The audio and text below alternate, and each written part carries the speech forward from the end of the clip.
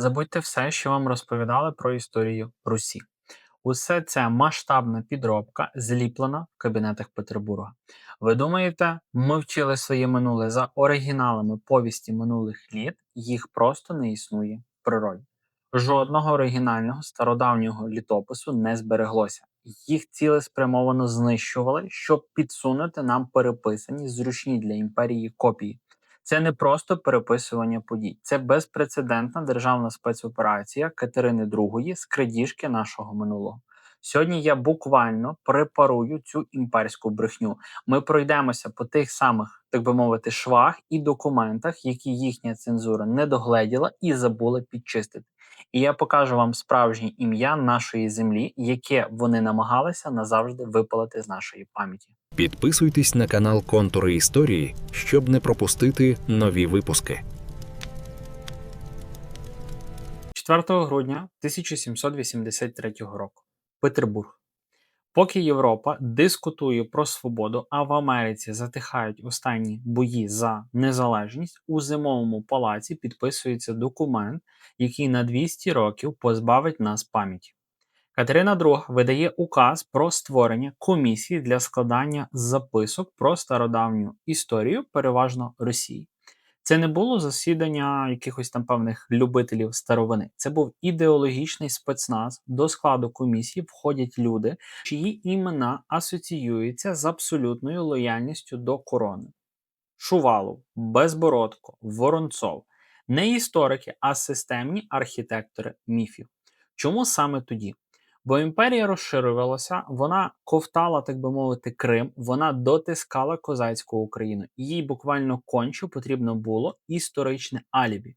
Потрібно було довести світу, що Петербург – це не просто, так би мовити, якесь там, вчорашнє болото, а прямий спадкоємець Золотого Києва.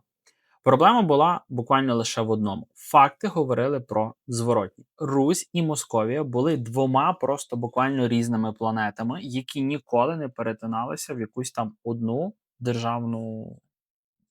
єдину державу. І Катерина вирішила цю прірву засипати трупами оригінальних документів. Методика була простою і, як завжди, що стосується Росії, цинічною. Зібрати, скопіювати, знищити. По всій Україні, по всіх монастирях, від буквально Києво-Печерської лаври до найдрібніших скитів поїхали гінці. Завдання – вилучити усі стародавні рукописи. Офіційна версія для державного впорядкування, так би мовити, та створення копій. Оригінали звозилися до Петербурга, потрапляли в руки комісії і зникали буквально назавжди. А натомість з'являлися так звані списки. Але це були не копії, це були цензуровані ремейки. Рука імператриці буквально власноруч проходилася по текстах, викреслюючи все, що не вписувалося в концепцію єдиного народу. Головний удар нанесли по самому імені.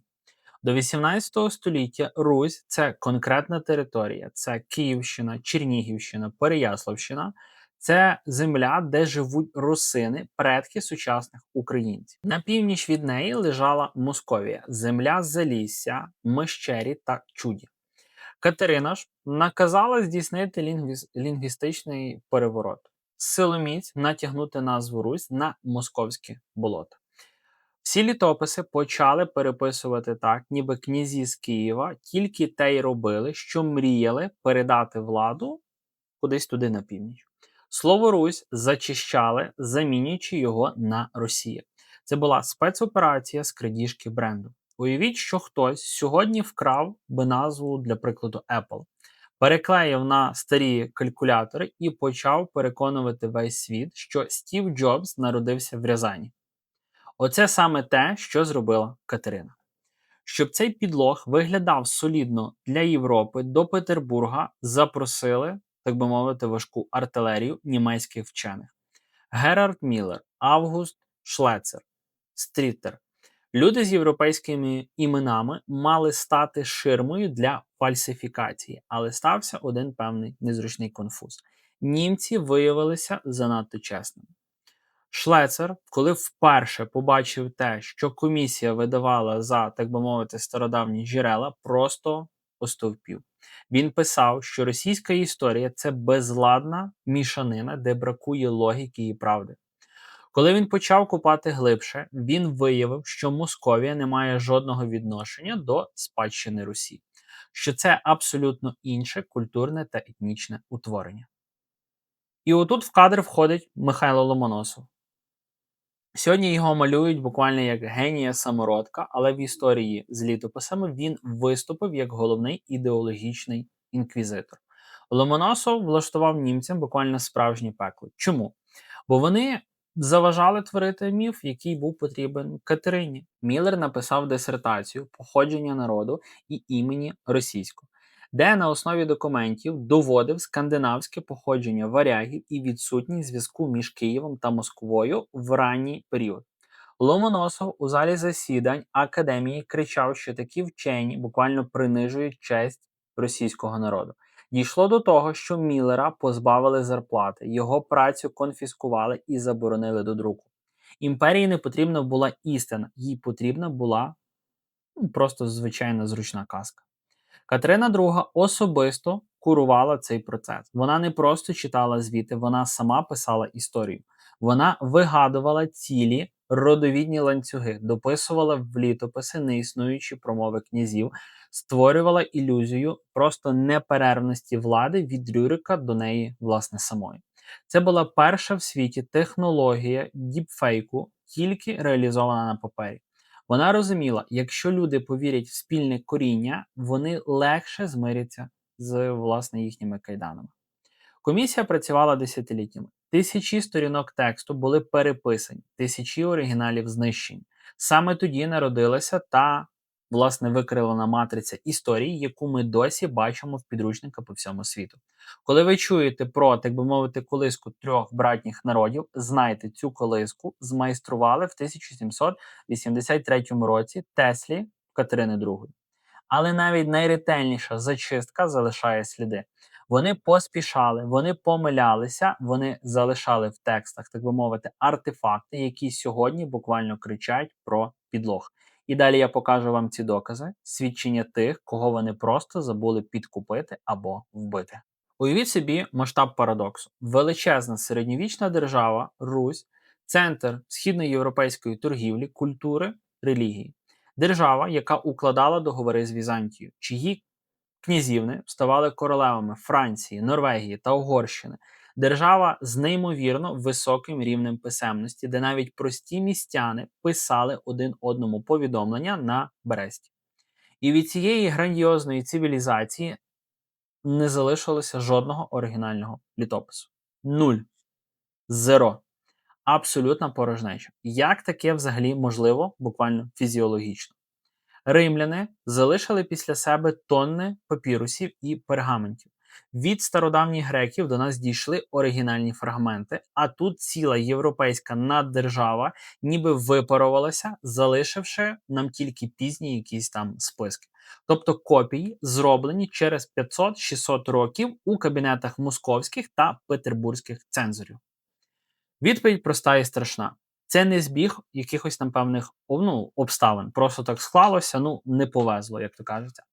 Це не вплив часу, це наслідок планомірної, холоднокровної спецоперації зі знищення нашої пам'яті. До 18 століття в монастирях України та Білорусі, у Києві, Чернігові, Острозі, Полоцьку зберігалися тисячі унікальних рукописів. Це були безцінні, колосальні архіви. Там була справжня, буквально невідфільтрована історія Русі. І саме ці архіви стали головною мішенню для Петербурга. Згадайте моє відео про архіви КДБ. Що робила радянська влада, коли їй треба було приховати масові розстріли, депортації чи організацію Голодомору? Вона вивозила документи до Москви, засекречувала їх на 100 років або просто кидала в топку. Так от, шановні, методичка не змінилася з 18 століття. КДБ просто користувався тими самими інструкціями, які залишили їм Петро І та Катерина II. Почерк абсолютно ідентичний. Або привласнити, або знищити те, що не вписується в цей затверджений канон. Як працювала ця імперська м'ясорубка? Дуже системно і бюрократично. Видавалися спеціальні синодальні та імператорські укази. В усі куточки українських та білоруських земель відправлялися спеціальні комісари з мандатами. Їхнє завдання звучало максимально благородно: зібрати стародавні книги для їх збереження, наукового опрацювання та створення копій. Уявіть собі цю картину: цілі валки возів, навантажені пергаментами, стародавніми хроніками, метричними книгами, князівськими грамотами, які століттями лежали в наших лаврах. Усе це багатство пакувалося і вивозилося на північ до Москви і Петербурга. Ченцям буквально клялися, що після опрацювання оригінали обов'язково повернуть. Звісно, що ніхто нічого не повернув, взагалі жодного аркуша. Більшість із цих безцінних артефактів назавжди розчинилися в підвалах Петербурга і Москви. Ті документи, які можна було виправити, виправляли. Їх буквально підчищали бритвою, переписували цілі сторінки, змінюючи імена князів, географічні назви та саму суть історичних подій. А ті рукописи, які містили занадто багато незручної правди, ті, які прямо кричали про те, що Московія – це лише колишній улус Золотої Орди, який не має жодного відношення до Києва, їх просто пускали під ніж. Але що робити з тими архівами, які місцеве духовенство чи козацька старшина навідріз відмовлялися віддавати? Що робити з масивами документів, які були занадто великими для таємного вивезення? Тут імперія використовувала інший, радикальний і перевірений часом метод – вогонь. Якщо ви почнете аналізувати історію пожеж у найбільших українських монастирях, у вас волосся стане дибки від цих систематичних випадковостей. Найбільша катастрофа сталася ще до Катерини у 1718 році. Тоді раптово, буквально посеред ночі, спалахнула Києво-Печерська лавра. Це була не просто побутова пожежа, вогонь абсолютно випадково і дуже прицільно знищив саме бібліотеку та архіви лаври. Найбільше зібрання стародавніх документів у всій Східній Європі. Тисячі томів, грамоти великих литовських і руських князів, оригінали найдавніших літописів, унікальні мапи – усе перетворилося на попіл. Ті самі документи, які пережили татаро-монгольську навалу, яка була в 1240 році, які пережили війни з поляками, не змогли пережити братніх російських правителів і оцієї братньої любові. Це була спланована диверсія, наказ віддавав особисто Петро І. Імперії конче потрібно було зачистити фундамент, щоб на його місці побудувати свою, власне, брехливу конструкцію. І такі, так би мовити, дивні пожежі відбувалися по всій території сучасної України. Горіли архіви в Чернігові, палали бібліотеки в Полтаві, знищувалися папери в Батурині. Кожен такий вогонь стирав шматок нашої справжньої ідентичності. Те, що пізніше робила Катерина II зі своєю комісією сказочників, спиралося саме на цей попіл. Коли оригінали були спалені або надійно сховані в петербурзьких сейфах під 7 замками, фальсифікаторам було набагато легше згодовувати світу свої дешеві підробки. Ніхто вже не міг прийти, покласти на стіл справжній пергамент і сказати: ви брешете, тут написано зовсім інше. Імперія створила вакуум, штучну інформаційну чорну діру, а потім заповнила цей вакуум своєю шизофренічною версією подій. Вони вкрали нашу історію не в переносному сенсі, не просто на словах. Вони вкрали її фізично, вони вивезли її на возах, а те, що не влізло у вози, просто спалили. Але імперія – це завжди неповороткий, самовпевнений бюрократичний монстр. І як би вони не намагалися зачистити все до ідеального блиску, вони не могли контролювати те, що знаходилося за межами їхніх кордонів. Вони успішно випалили архіви всередині своєї країни, залякали або купили своїх дослідників, але вони забули про тих свідків, яких було неможливо дістати, свідків, яких не можна було підкупити рублями, нікому не потрібними, залякати Сибіром чи наказати їм переписати свої праці. Мова йде про європейців, про людей, які дивилися на нашу територію збоку, фіксували реальність такою, якою вона була, і друкували це в Парижі, Лондоні чи Амстердамі. І саме ці документи сьогодні ховають всю багатовікову брехню російської пропаганди під буквально бетонною плитою. Переходимо до найцікавішого – докази, які не горять. Як би старанно імперські щури не гризли документи в петербурзьких підвалах та архівах, як би масово вони не спалювали наші монастирські бібліотеки, вони зіткнулися з однією нездоланною проблемою. Вони не могли спалити Європу, вони не могли дотягнутися до приватних колекцій у Парижі, до королівських архівів у Лондоні, до університетських бібліотек у Болоньї чи до сховищ Ватикану. І саме там, під надійним захистом західної цивілізації, зберігалися беззаперечні докази їхнього масштабного злочину. Свідчення іноземців. Людей, яким було абсолютно плювати на імперські амбіції Москви, бо вони просто фіксували реальність. Давайте подивимося на те, що бачила вся освічена Європа. Поки Петро І і Катерина II ліпили свою фейкову матрицю, головними свідками у нашій справі виступають європейські картографи. Це були не просто художники. У 17 столітті картографія – це військова розвідка, це стратегічна наука буквально найвищого рівня. Карти коштували шалених грошей, їх замовляли королі для своїх військових кампаній, тому кожна назва на них вивірялася буквально з маніакальною точністю. Жодної політики, лише сувора географія. І тут на сцену виходить наш перший беззаперечний свідок, французький військовий інженер та архітектор Гійом Лавасен де Боплан. У середині 17 століття він проводить на наших землях майже 20 років. Він будує фортеці, складає креслення, міряє відстані і спілкується з місцевим населенням. І в 1648 році він видає свою легендарну генеральну карту. Уважно подивіться на цей документ. Що ми там бачимо? Величезними літерами через усю територію сучасної України, від Карпат до Дикого поля, написано «Ukraina quae est terra corum».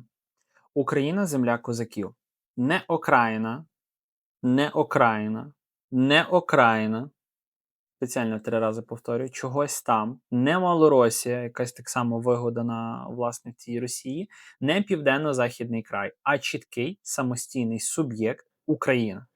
Але найцікавіше починається, коли ми на картах Боплана, а також на картах геніального французького королівського картографа Ніколя Сансона починаємо шукати ту саму Русь. Де вона взагалі? Може десь під Рязанню, може навколо Суздаля. Аж ніяк.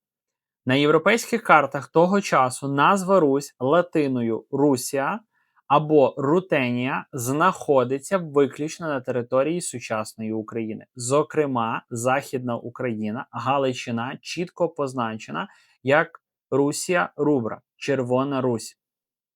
Усі європейські дипломати, купці та військові чудово знали, русини – це українці та білоруси. Це люди, які говорять своєю мовою, мають свою культуру і європейське магдебурзьке право у містах і не мають нічого спільного з тим, що відбувається на схід від їхніх кордонів. А що ж знаходилося на сході? Як Європа називала територію сучасної так званої Росії? Відкриваємо будь-яку європейську карту 15, 16, 17 століть. Ви не знайдете там жодної Росії чи Русі на цих територіях. Там чітко, великими літерами, на весь географічний простір написано «Московія», «Московія» або «Дукатус Московіє», «Московське князівство».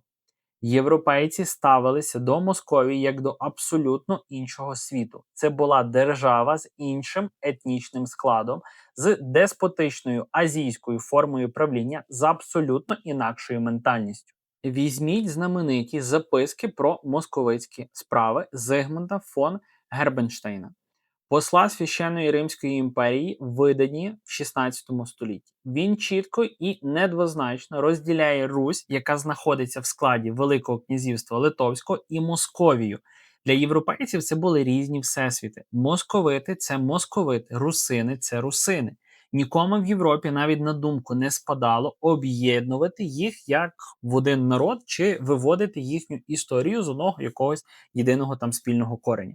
Московія сприймалася як прямий уламок Золотої Орди, який з часом просто змінив хана на царя, але зберіг всю ординську свою суть. І ось цю залізобетонну реальність Москва вирішила зламати через коліно. Уявіть рівень комплексу меншовартості Петра І.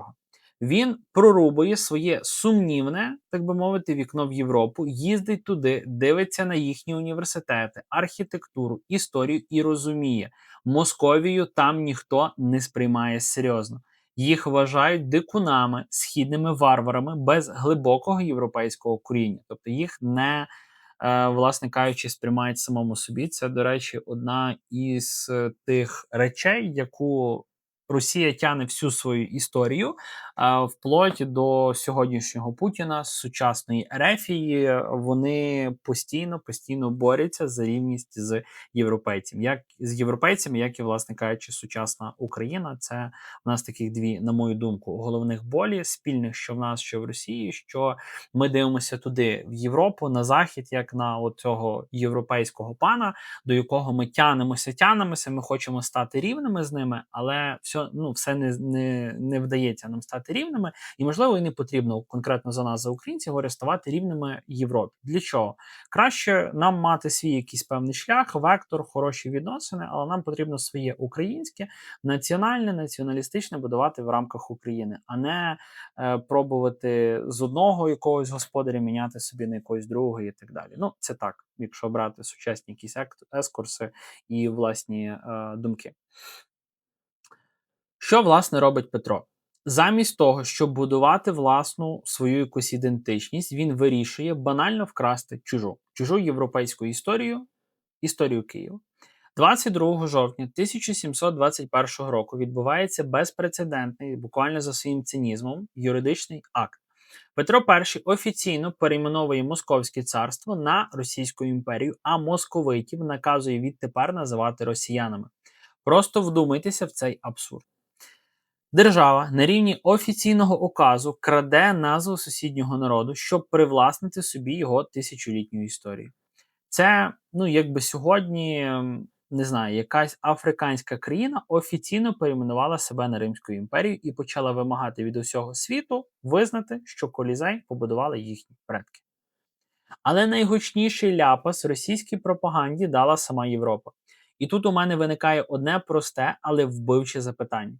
Зверніть увагу на цей факт. Якщо Петро І, як нам сьогодні кричать буквально з кожної російської праски, ніби просто повернув свою законну, споконвічну і історичну назву Русь, то чому вся Європа категорично відмовлялася це визнавати? Це історичний факт. Європейські двори відверто сміялися з цього перейменування. Вони вважали це нахабною політичною маніпуляцією, мета якої була очевидна заявити претензії на землі сучасної України та Білорусі, які тоді перебували у складі Речі Посполитої і справді були історичною Руссю. Франція, Англія, Іспанія, Польща – усі вони десятиліттями ігнорували указ Петра. Вони продовжували офіційно називати цю державу Московією. В європейській дипломатії термін «Московія» офіційно використовувався ще майже 100 років після смерті Петра. Вони пручалися буквально до останнього, бо чудово розуміли, визнати Московію Росією означає легітимізувати їхню крадіжку, означає погодитися з тим, що Київ – це їхня спадщина. Європейські картографи ще довго, буквально за інерцією, друкували карти з написом Московія, або наукова істина для них була важливішою за якісь там політичні забаганки петербурзького царя. Але імперія мала багато грошей, дуже багато. Вони почали масовий підкуп європейських дипломатів, видавців, газетярів. Вони буквально купували собі нове ім'я на міжнародній арені, проплачуючи потрібні публікації та змушуючи іноземні двори через дипломатичний шантаж прийняти нову назву. Ця спецоперація коштувала колосальних ресурсів, але вона того варта була, власне кажучи, для них. Чому? Бо зараз 21 століття, методички, методи, все залишилося аналогічно. Бо вкравши назву, вони вкрали наше право на суб'єктність. Вони перетворили нас з господарів своєї історії на якогось вигаданого молодшого брата, на якийсь незрозумілий придаток до великої руської машини. Хоча насправді єдина машина, яку вони створили, це машина з перебивки краденого, і свідчення європейців, їхні стародавні карти з написами Україна, Червона Русь та Московія – це той залізобетонний кілок, який ми сьогодні вбиваємо в самісіньке серце цієї імперської брехні. Ви можете запитати, для чого ми взагалі так глибоко купаємося в цих пожовклих паперах? У нас іде повномасштабна війна, летять ракети, гинуть люди. Яка різниця, що там робила Катерина II чи той Петро І буквально там 300 років тому? Різниця є колосальна. Тому що ця війна не почалася у 2022 році. Вона не почалася навіть у 2014 році. Вона почалася саме в той момент, коли петербурзькі імперці вирішили вкрасти нашу ідентичність. Ті ракети, які сьогодні б'ють по наших містах, це пряме логічне продовження того самого вогню, який нищив стародавні архіви в Києво-Печерській лаві. Це одна і та сама безперервна лінія фронту. Зрозуміти найголовнішу річ, на чому тримається вся ідеологічна база сучасної російської агресії. На чому базуються всі ці божевільні статті їхнього диктатора про один народ і спільну колиску. Зокрема, мова йде про статтю Путіна від 12 липня 2021 року про, власне, один єдиний спільний народ українців і росіян. Ось, ну, це теж була така методичка, як підготовка до повномасштабного вторгнення. Для чого? Для легітимації і виправдання себе на міжнародній арені, щоб їх не вважали агресорами, щоб проти них не вводили санкції, ну і так далі, щоб не було ізоляції загальної, тотальної, щоб в очах Європи, Америки вони таким чином пробували виправдати, от, власне, оце об'єднання, вторгнення, всю цю війну і так далі, і так далі. Пройшло понад там 300 років, ну, справді методичка, вона просто як під копірку, вона є ідентична. Всі ці його бредні розкази там про половців, печенєгів, як вони там воювали і так далі. От здавалося би, можна, скажімо так, ну, списувати, знаєте, сміятися з того, що там дід вже там пішов 8-й десяток, і старчіські якісь деменції, ну, людина може не дружити вже так з головою і так далі. Але якщо все ж таки глянути от його прогрес, Путіна, від там 2000 року, як він прийшов до влади після Єльцина, і там вплоть до сьогоднішнього часу, вони притримуються однієї такого одного спільного вектора, отакий, знаєте, червоною ниткою все тянеться, історичні перипетії. От будь-яка їхня пропаганда, будь-які заяви там Путіна, всіх їхніх тих пропагандонів і так далі, вони все зводяться до якогось єдиного спільного начала, так би мовити. І здавалося б, якщо історія, вона, це, знаєте, сторінки її вже там давно забувши, її не потрібно вчити, її не потрібно знати, не потрібно знати власної української історії правдивої, то для чого така там 140-мільйонна тоталітарна машина, вона постійно ну, повертається до одного і того самого, до історичних їхніх вигаданих пропагандистських перипетій. Ну, напевно, тоді воно має дуже величезне значення, і тому потрібно тримати інформаційний український історичний фронт. На цьому етапі прошу поставити вподобайку даному відео. Якщо ще ви не підписані чомусь на мій канал, обов'язково підпишіться. Ставайте спонсором каналу Контури Історії. Всього лиш 30 гривень на місяць. Ви отримаєте доступ до ексклюзивних відео, матеріалів, ранній доступ до всіх відео. Ну і багато переваг, щоб не витрачати на це часу. Але саме основне, ви стаєте співавтором буквально кожного відео, який виходить на цьому каналі. Ви долучаєтеся до інформаційної боротьби, і таким чином, власне, більша кількість наших громадян, українців, може бачити правдиву українську історію, і тримаємо інформаційний фронт. А тепер уявіть, що ми вибиваємо цей фундамент. Уявіть, що ми забираємо в них вкрадену назву Русь і вкрадену київську історію. Що залишається від цієї великої російської імперії? від Російської імперії. Залишається абсолютна порожнеча. Історичний вакуум. Без нашої історії вони перетворюються на те, чим вони є насправді, на колишній глухий улус Золотої Орди. Їм далі треба йти на Поклонну гору і діставати грамоту на, власне кажучи, царювання. В сучасному інтерпретації Росія є Китай, Китаю, власне кажучи, велика глиба, економіка, великий вплив. Ну і Росії треба йти на поклон, щоб, власне кажучи, вони могли далі розвиватися, жити там, існувати і так далі. І так далі. Без Києва їхнє коріння веде не до європейської цивілізації, не до рівноправних договорів із Візантією чи Магдебурзького права. Їхнє коріння веде до боліт Залісся, до племен Мещері та Чуді, які століттями платили данину ординським ханам і переймали їхні порядки. Їхні правителі не мали жодного відношення до європейської культури. Вони працювали збирачами податків для, власне кажучи, тогочасного хана, всмоктуючи найгірші, найжорстокіші традиції азійської деспотії. Абсолютне рабство, знецінення людського життя і тотальний терор проти власного населення. Нічого вам не нагадує? Російська Федерація 2026. Русь була частиною європейського ренесансу. У нас діяли університети на кшталт Острозької академії. А в Московії в цей час, що було, Іван Грозний топив країну в крові, опричений і палив перші друкарні як диявольське чаклунство.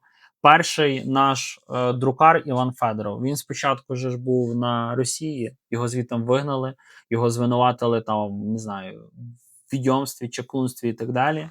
Чомусь він до нас сюди приїхав і тут став першим друкарем, дістав славу, війшов в історію на її сторінках, яких, власне кажучи, книгах, і започаткував друкарську справу. І так дуже багато прикладів можна приводити.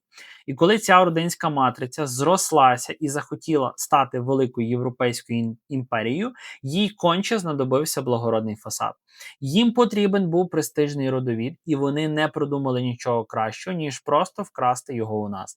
Знищити оригінали, переписати копії і змусити світ повірити, що вони є Русь. Саме тому вони так патологічно, маніакально схиблені на Україні. Вони не просто хочуть захопити наші території. Їм потрібне наше минуле, щоб виправдати своє власне існування на політичній карті світу.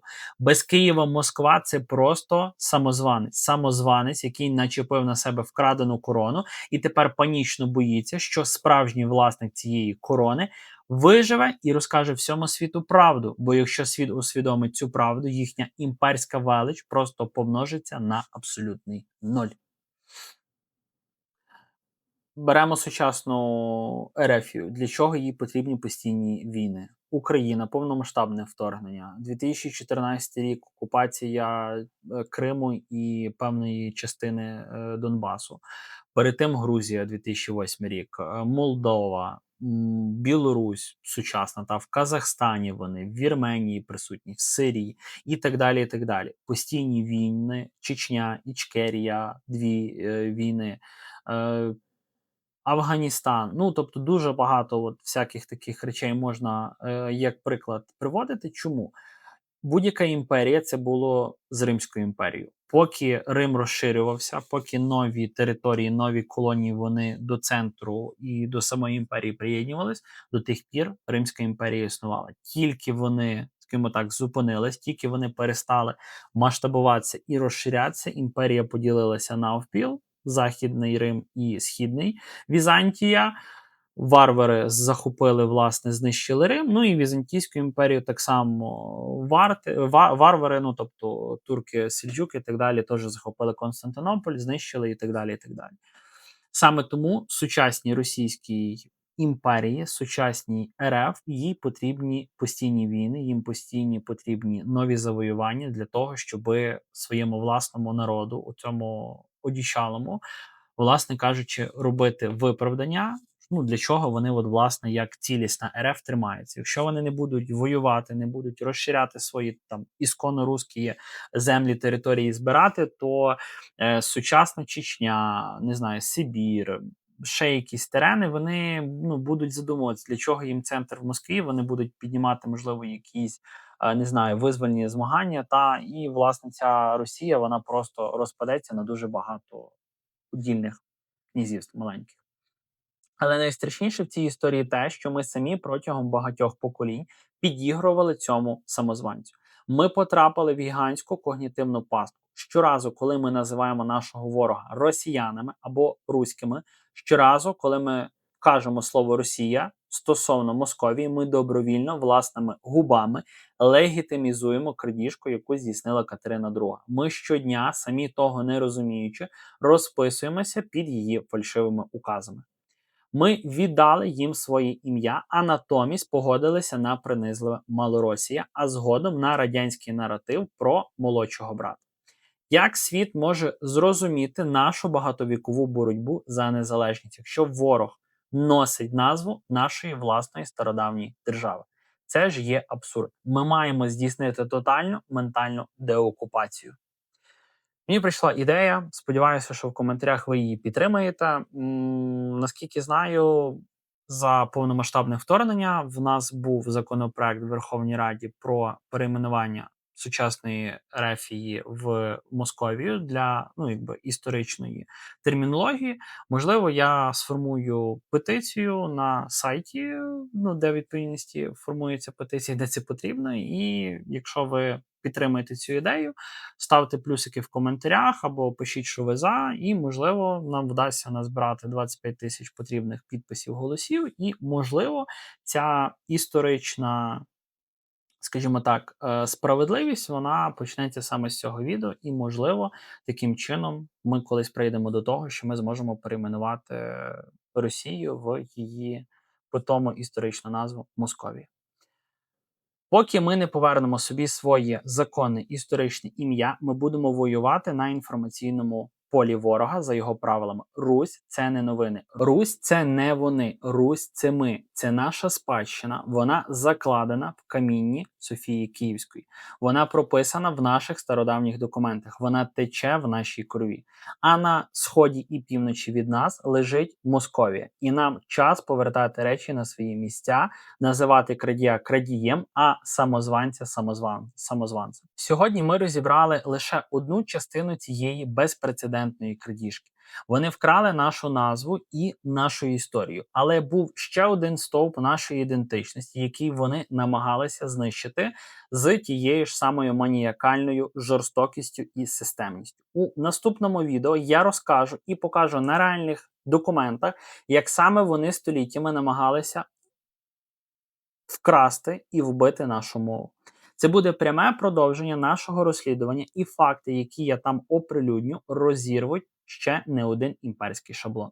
Підписуйтесь на канал, щоб не пропустити наступне відео, поширюйте це відео серед друзів, кидайте його в робочі чати та родичам всюди, куди можете, бо правду неможливо спалити чи переписати, якщо її знають мільйони. Тримаємо стрій, вивчаємо своє і пам'ятаємо, справжня історія завжди перемагає. До зустрічі в наступному відео. Бережіть себе.